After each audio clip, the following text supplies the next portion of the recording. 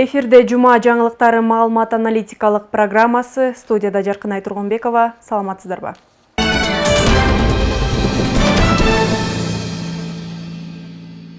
Бүгүн республика аймагында элдик курултайга делегаттарды шайлоо өткөрүлдү. Белгилүү болгондой, өлкө боюнча бүгүн тандалган 700 делегат 15 декабрда Бишкекте мамлекет башчысынын катышуусунда элдик курултайга катышат.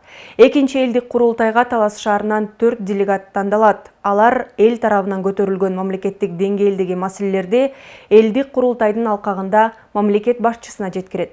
Элдик курултайга делегаттарды тандоодо дагы эмнелер эске алынды?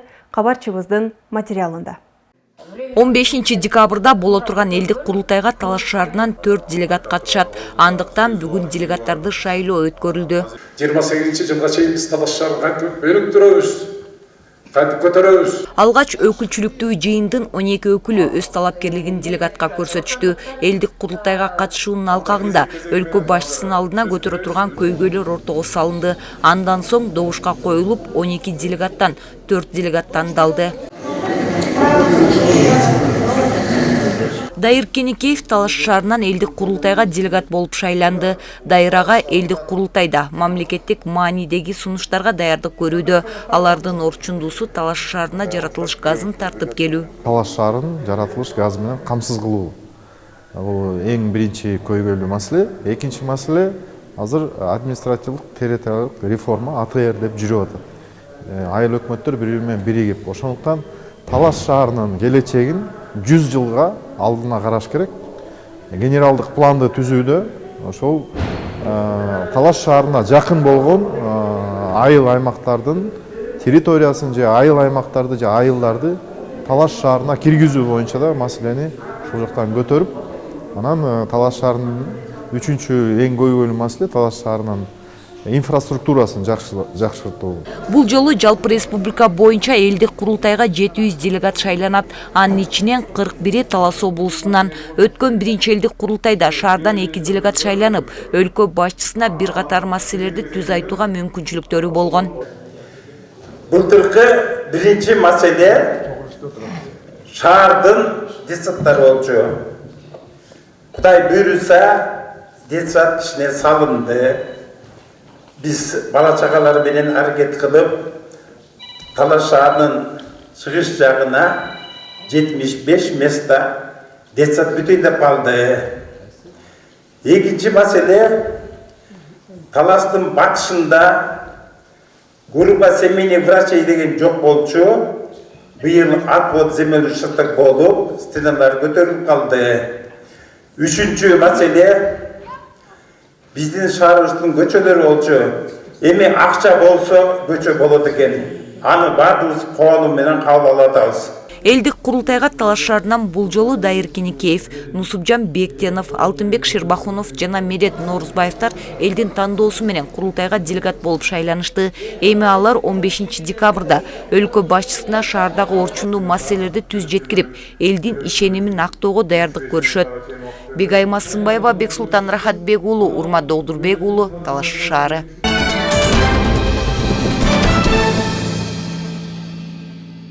Теманы улай. Калк мүдөөсү чечилет. Бул максатта 15 декабрда экинчи жолку элдик курултайга делегаттарды тандоо кең аралуу айыл аймагында өткөрүлдү.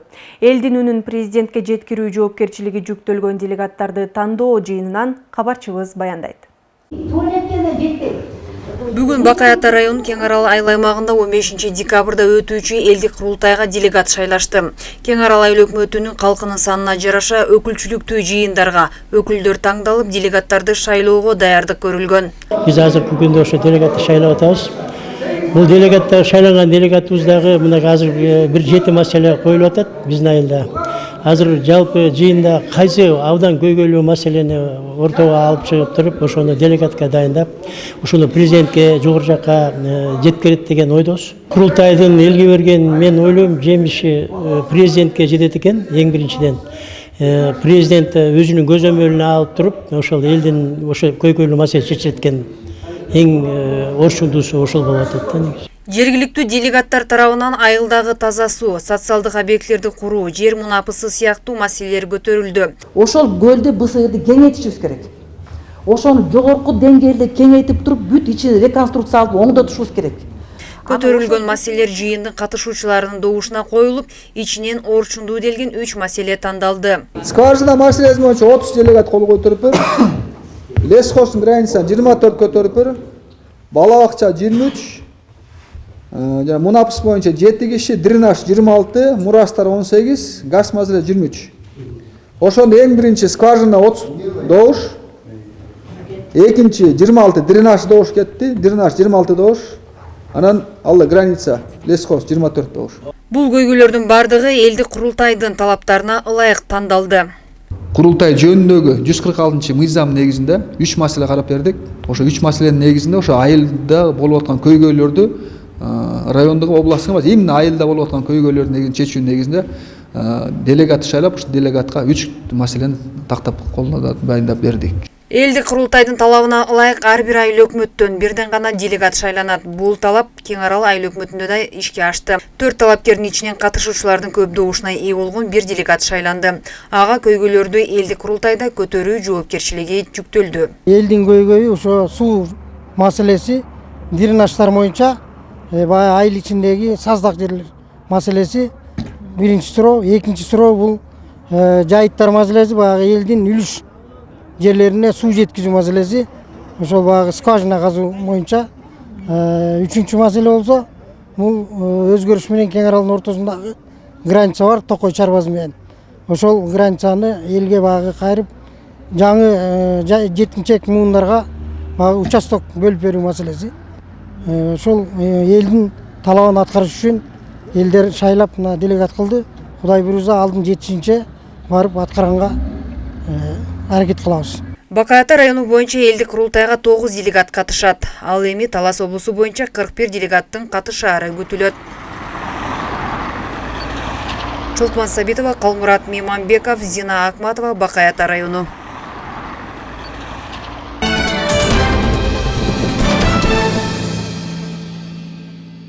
Президент Садыр Жапаров Японияга болгон расмий сапарынын алкагында Япониянын эл аралык кызматташтык банкынын башкаруучусу Набимитсу Хаяси менен жолугушту. Япониянын эл аралык кызматташтык банкынын негизги максаты Япония менен башка өлкөлөрдүн ортосундагы экономикалык кызматташтыкты, чет өлкөлөргө инвестиция тартуу жана эл аралык соодага көмөк көрсөтүү жолу менен өнүктүрүү. Банк Япониянын экспортун жана импортун өнүктүрүүдө эл аралык кызматташууларда маанилүү ролду ойнойт. Финансы институту толугу менен Япония өкмөтү тарабынан каржыланат. Мамлекет башчысы Садыр Жапаров Кыргызстан Япония менен бардык тармакта өнүктөштүктү мындан ары да бекемдөөгө, анын ичинде Япония эл аралык кызматташтык сыяктуу абройлуу каржы институттарын тартууга умтулаарын белгиледи. Садыр Жапаров Кыргыз тарап Япон компанияларынын ишмердүүлүгү үчүн жагымдуу шарттарды түзүүгө жана Кыргызстан менен Япониянын ишкер чөйрөлөрүнүн ортосундагы түз инвестицияларды өнүктүрүүгө өзгөчө маани берерин баса белгиледи. Мындан тышкары Садыр Жапаров жашыл энергетика жана инфраструктура тармагында кызматташууну кароону сунуштады. Өз кезегинде Набимитсу Хаяси Финансы институтунун ишмердиги жөнүндө кыскача маалымат берип, Кыргыз Республикасы менен өз ара пайдалуу кызматташууга жана Кыргызстан менен конкреттүү долбоорлорду ишке ашырууга даяр экендигин билдирди.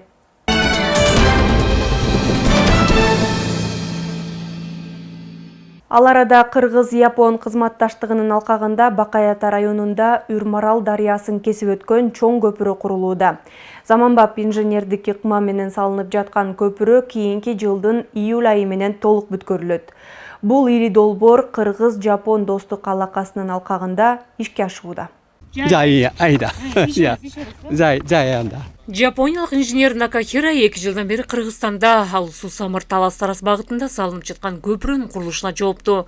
Ири курулуш Жапон технологиясы менен ишке ашып жаткандыктан Күн чыгыш өлкөсүнөн келген 8 инженер жеринде иш ыргагын көзөмөлдөп жатышат. Бул аралыкта чукул бурулуш болчу, көп ыңгайсыз эле. Биз мындагы бурулушту кеңейттик, асфальттап жатабыз. Азыр мында айдоочулар ылдамдыкты жогорулатып өтүп жатышат. Бирок жол бүткөндө 3 жерде жарыя илинет, жай айда деген. Эгерде катуу келе жаткан айдоочу ошол белгиден жанынан келгенде, белги жанып иштейт. Байкасаңар, кечки жарыктандырууну дагы коюп койдук. Коопсуздук чаралар көрүлгөн. Көпүрө дувандагы иридилген урмарал суусунун үстүнө Ак Төбө айыл аймагында курулуп жатат. Ага уда жолдун 1 километр 200 метр аралыгы да долбоорго камтылып, асфальт төшөлөт. Жолду кесип өткөн урмарал суусунун үстүндөгү көпүрөнүн эскилиги жеткен. Бул биз турган жол Суу-Самыр талас-тараз эл аралык маанидеги жол. Урмаралга суу көп кирген учурлар болот. Ар кандай жүктөгү унаалар өтөт. Ошондуктан сапаттуу бийик көпүрө салууда Япониядан 8 инженер иштеп жатат. Иш эмдиги жылы июль айында аяктайт деп турабыз. Ары бери өткөн сайын курулуштун ыргагына күбө болуп жаткан жергиликтүү тургундардын да кубанычы чоң. Анткени дал ушул айылдыктар жылда көпүрөнү суу алып кеткен сайын убара тартышчу. Эми минтип чоң көпүрө салынып жатат. Анан калса иштин сапаты жагынан жапондор үлгү экенин айтып курсант.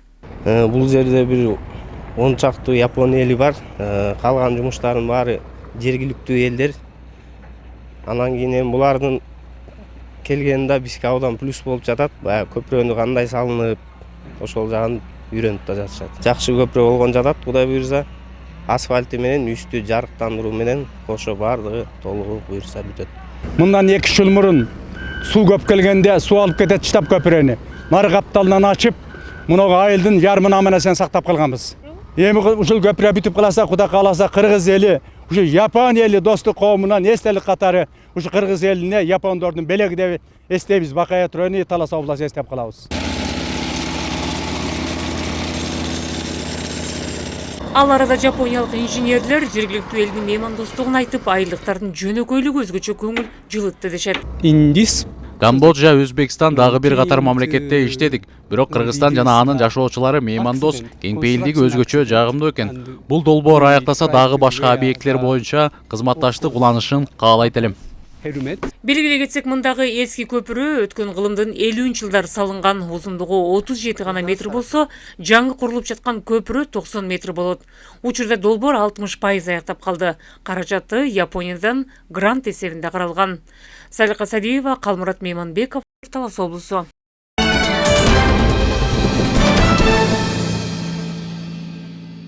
Башкы прокурор Курманкул Зулушевдин демилгеси менен башкы прокуратура жана бизнес коомчулук биргелешип, ишкердик субъекттерди текшерүүлөрдү каттоо автоматташтырылган маалыматтык системасы жана бизнести коргоо мобилдик тиркемеси иштелип чыккан.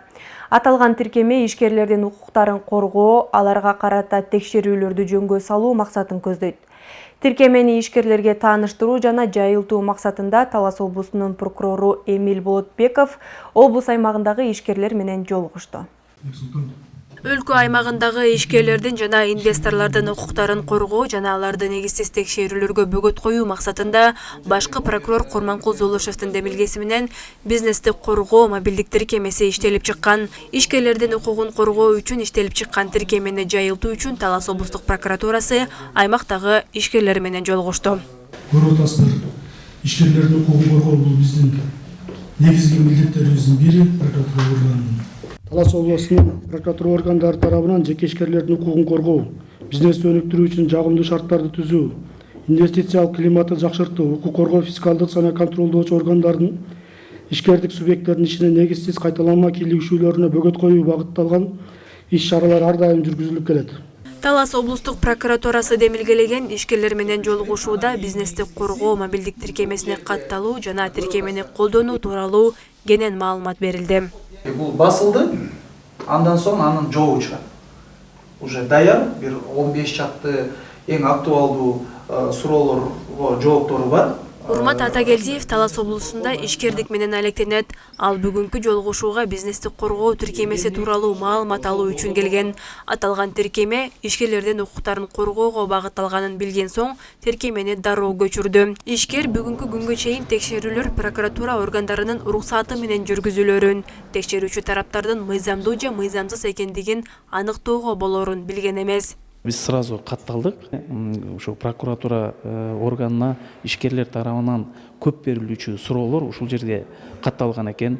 Андан тышкары кимдер бизди текшере алат, кандай учурда текшере алат, бүгүнкү күндө актуалдуу болуп аткан мыйзамдар, статьялар ушул жерде бүт көрсөтүлгөн экен. Мындай айтканда, кыскача кылып туруп, кол алдыбызга дайындап берген экен. Галочка койгондо өзү ачылат. Аталган маалыматтык система бизнеске карата жүргүзүлгөн текшерүүлөрдү электрондук форматта каттоону камсыз кылат. Ошондой эле бизнести коргоо тиркемеси аркылуу ишкер өзүнүн укуктары тууралуу кеңири маалымат алса болот. Ишкерлер бул мобилдик тиркемени жүктөгөндөн кийин бир топ жеңилдиктерге ээ болот. Ал жерде толук ченемдик укуктук актылары көрсөтүлгөн, ушу ишкерлердин укуктарын коргоо боюнча. Ал жакта актуалдуу маселелер каралган, суроо жооптор бар. Тиркеме аркылуу түздөн түз ушу Кыргызстан аймагындагы кайсы болбосун прокуратура органына ушул тиркеме аркылуу электрондук кайрылуу жолдогонго мүмкүн бар ал жерде. Бизнести коргоо мобилдик тиркемеси ишкерлердин мыйзамдуу укуктарын түздөн түз коргойт. Ошол эле учурда тиркемени ар бир жаран көчүрүп алып, мыйзамдар жана укуктук актылар туурасында маалымат алууга мүмкүнчүлүк бар. Облус аймагында ишкерлер менен жолугушуп, бизнес коргоо тиркемеси тууралуу кенен маалымат бердик. Жолугушуу учурунда тиркемени көчүрүп берип, ишкерлердин түшүнбөгөн суроолоруна жооп бердик. Эгерде тиркемени көчүрүп, колдонуу учурунда суроолор жалара турган болсо, прокуратура кызматкерине түздөн түз кайрылышса болот. Эске салсак, Кыргыз Республикасынын президентинин укук коргоо жана салык кызматынын органдары тарабынан ишкердик субъекттерге жүргүзүлүүчү текшерүүлөрдү каттоонун тартиби жөнүндө жарлыгын ишке ашыруунун алкагында башкы прокуратура менен бизнес коомчулук өкүлдөрү биргелешип, ишкердик субъекттерди текшерүүлөрдү каттоо автоматташтырылган маалыматтык системасы жана бизнести коргоо мобилдик тиркемесин иштеп чыккан. Айжамал Байырбек кызы, Чыңгыз Бокошов, Зина Ахматова, Талас шаары.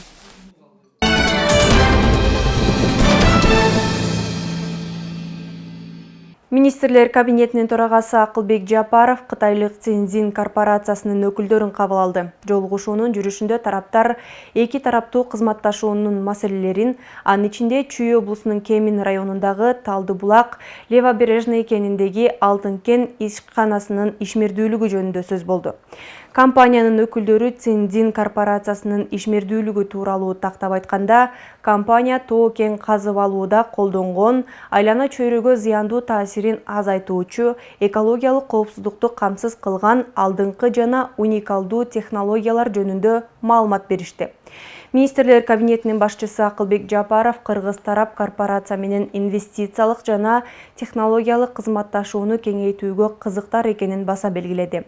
Ал ошондой эле өлкөдө күчөтүлгөн колдоо чаралары жана коопсуздук кепилдиктери менен стратегиялык инвестор статусун киргизүү тууралуу айтып, Алтын кен тоо кен казып алуу ишканасынын ишмердүүлүгү эки мамлекеттин кызыкчылыгына жооп берген, эки тараптуу демилгелердин ийгиликтүү ишке ашырылышынын далили экенин баса белгиледи. Өз кезегинде Цинзин корпорациясынын президенти Суу Лайчан Кыргызстанда инвестициялык мыкты шарттар түзүлгөнүн белгилеп, кытайлык компаниялар Кыргыз Республикасында бизнес жүргүзүүгө кызыктар экенин кошумчалады. Жолугушуунун соңунда тараптар өз ара кызыкчылык жараткан бардык багыттар боюнча кызматташууну тереңдетүүгө даяр экендиктерин билдиришти.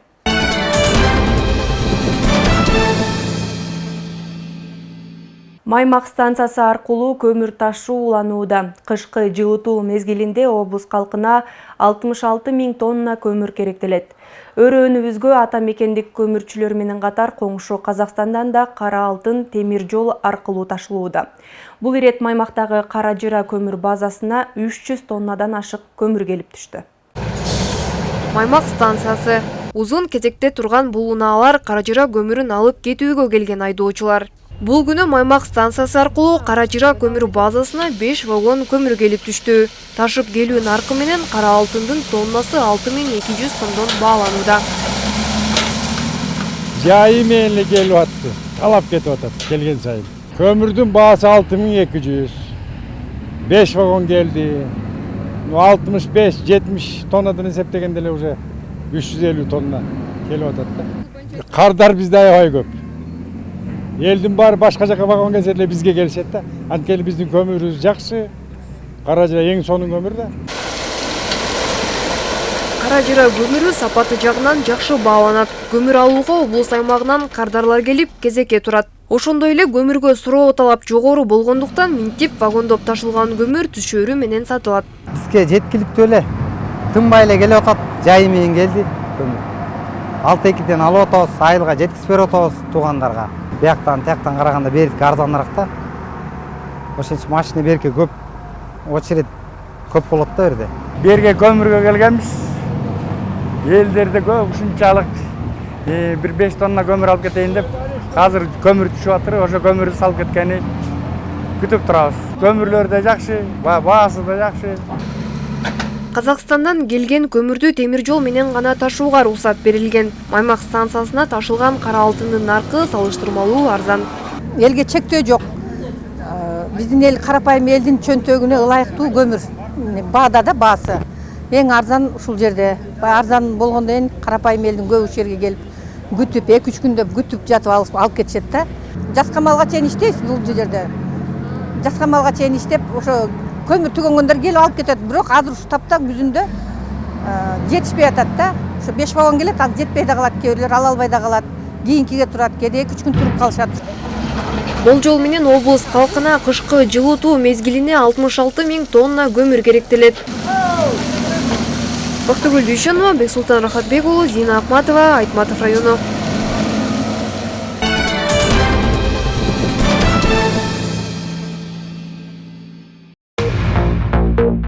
13 ноябрь дүйшөмбү. Бул күнү Бишкекте Капар Медетбеков атындагы Талас облустук музыкалык драма театрынын чыгармачылык гастролу жыйынтыкталды. Талас облустук драма театрынын түптөлгөнүнө быйыл 15 жыл болду. Үстүбүздөгү жылы театр үчүн жемиштүү жылдардан болуп, сахна чеберлери түштүк жергесинде 12 күндүк чыгармачылык гастролго барып келишти. Андан соң Таластык театр ишмерлери бир жума Бишкек шаарында Токтоболот Абдымомунов атындагы Кыргыз улуттук драма театрында өз күйөрмандарына өнөрлөрүн тартуулашты. Таластан барган театр чеберлерин Бишкек шаарында жылуу кабыл алып, министрлер кабинетинин төрагасынын орун басары Эдил Байсалов жыйынтыктоочу маданий иш-чарага катышып, ыраазычылыгын билдирсе, маданият, маалымат, спорт жана жаштар саясаты министри Алтынбек Максутов министрликтин ардак грамотасын тапшырды. Кыргыз Республикасынын эмгек сиңирген артисти Алмагүл Алсейитовага Талас облусунун ардактуу аттуулуу наамы ыйгарылды.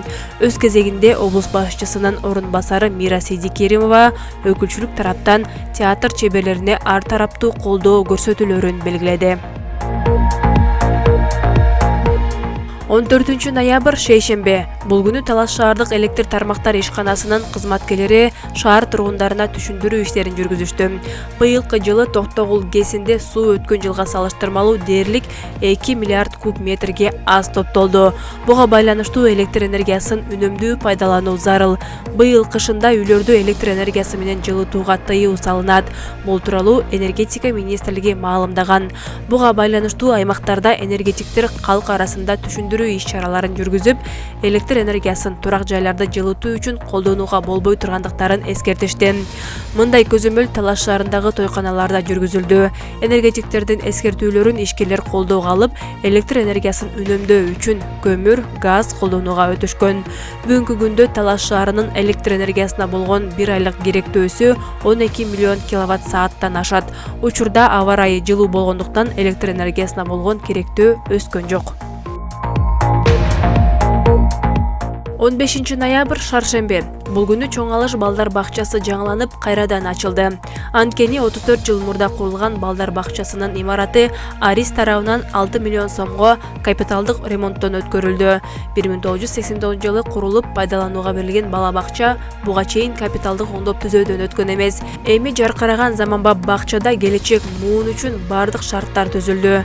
120 орундуу бакчага кезекке тургандар көп. Жаңырган бакчанын ачылышына жергиликтүү бийлик жетекчилери, Аристин коомчулук өкүлдөрү, ата-энелер катышып, өбөктөрдүн кубанычын бөлүштү. Бакчадагы түзүлгөн шартка ата-энелер дагы ыраазы. Ал арада жаш мөбөктөр конокторго өз өнөрлөрүн тартуулашты.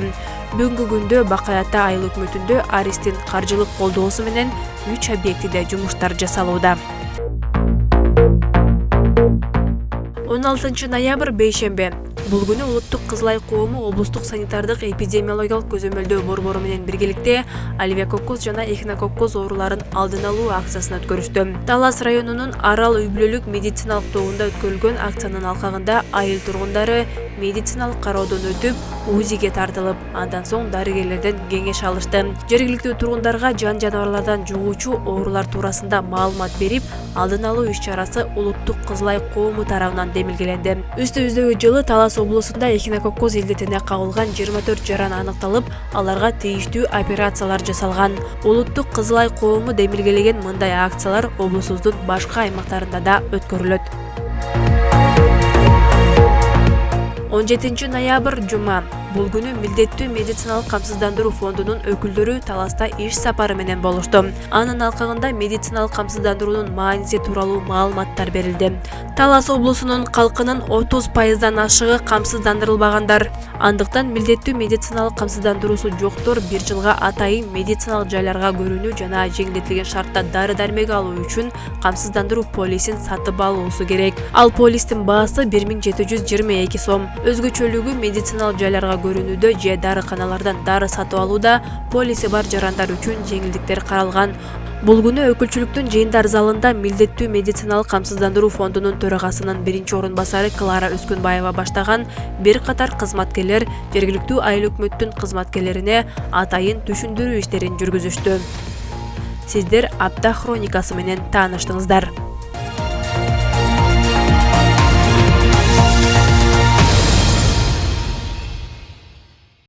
Ушуну менен жума жаңылыктары маалымат аналитикалык программасын жыйынтыктайбыз. Дем алыш күнүңүздөр көңүлдүү өтсүн. Аман болуңуздар.